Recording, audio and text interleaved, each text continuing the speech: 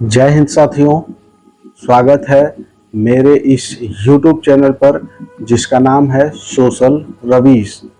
जी हाँ दोस्तों, पिछले एपिसोड में मैंने चर्चा किया था रसिया और यूक्रेन के युद्ध पर। आज फिर से हम रसिया, अमेरिका और यूक्रेन ये तीनों तिकड़ी के बारे में चर्चा करेंगे और इन तीनों के बारे में समझेंगे, जानेंगे, आपको बताएंगे।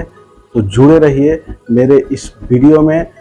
दूसरा एपिसोड है आज मेरा, तो आइए बढ़ते हैं वीडियो में आगे और जानते हैं आज की खबर। दोस्तों, आपने सुना होगा कुछ दिन पहले रसिया के ऊपर यूक्रेन द्वारा ड्रोन हमला किया गया था, जिसमें रूस का कई एयरबेस तबाह हो गया था। ये हम न्यूज़ में सुने थे, कहीं से इसका अभी तक पुष्टि नहीं किया गया है। एक वीडियो ज़रूर आया था, एक ट्रक लगी हुई थी कंटेनर से और बहुत सारे ड्रोन उड़ रहे थे, लेकिन कहीं से इसका पुष्टि अभी तक नहीं हो पाया है। आज हम इसी विषय पर चर्चा करेंगे। साथ में ट्रंप, जो कि अमेरिका के राष्ट्रपति हैं, इनके राष्ट्रपति बनने के बाद पूरे दुनिया में इनके द्वारा लगाए जा रहे टैरिफ और साथ में कई ऐसे फरमान हैं जो नागवार गुजर रहा है बहुत सारे देशों को। बहुत सारे देश इस चीज़ को एक्सेप्ट नहीं कर पा रहे हैं, इस पर भी चर्चा करेंगे। तो वीडियो में आइए आगे हम देखते हैं। दोस्तों, रूस के ऊपर ड्रोन हमले हुए थे, जिसमें कई एयरबेस तबाह किया गया था, कई एयरक्राफ्ट तबाह किया गया था।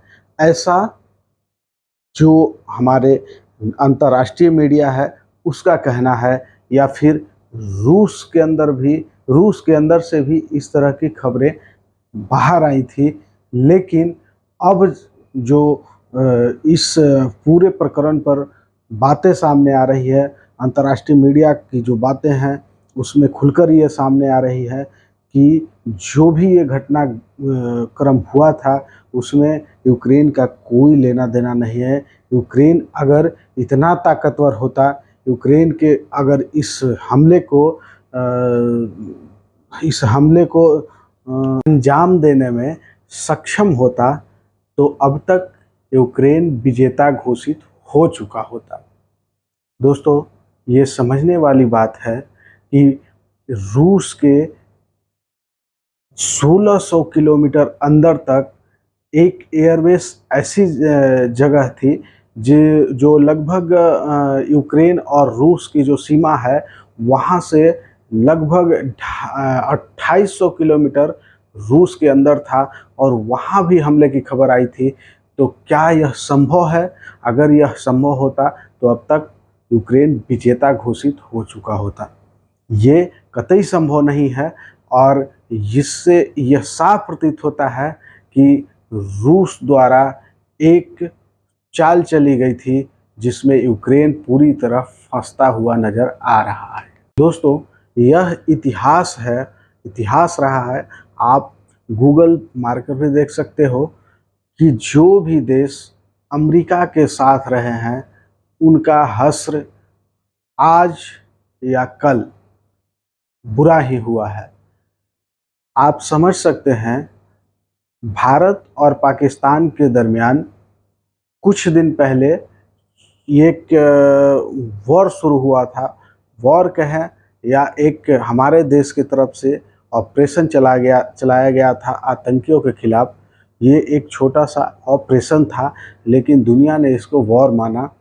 तो उसमें अमेरिका के राष्ट्रपति ट्रंप ने पूरी दुनिया में आकर ये ढोल पीटा कि हमने वॉर रुकवा दिया, जबकि हकीकत कुछ और ही था।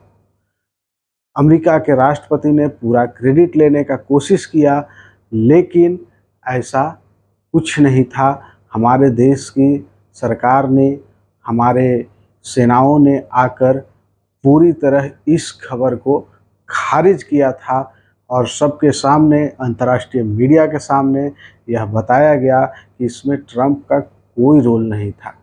जी हाँ दोस्तों, हम उन्हीं ट्रंप के बारे में बात कर रहे हैं जो दुनिया का जंग रुकवाने की बात करते हैं, लेकिन आज उनके अपने देश में बहुत बड़ा दंगा हो रहा है और लगभग 4 दिनों से दंगे हो रहे हैं और लोग मारे जा रहे हैं। जो इंसान अपने देश में एक छोटा सा दंगा नहीं रोक सकता है, वो कोई युद्ध रुकवा सकता है, यह कतई संभव नहीं है। आप सोचे विचारे। तब तक के लिए हम आपसे विदा लेंगे, लेकिन एक बात सोचने की है कि ट्रंप थोड़ा सा यहाँ से हैं।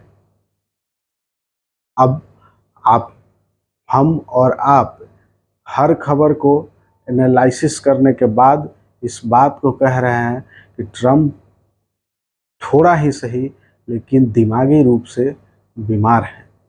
चाहे आप अंतर्राष्ट्रीय खबर देख लें या फिर उनके देश में जो भी चल रहा है वो देख लें, या एलन मस्क जिनका नाम आपने सुना होगा, उनसे उनका विवाद चल रहा हो, इन सब चीज़ को देखने के बाद यह पूरी तरह कन्फर्म न्यूज़ है कि उनका दिमागी हालत ठीक नहीं है। आज के एपिसोड में बस इतना ही। बाकी आगे हम मिलेंगे एक नए एपिसोड में। तब तक के लिए जय हिंद, जय भारत।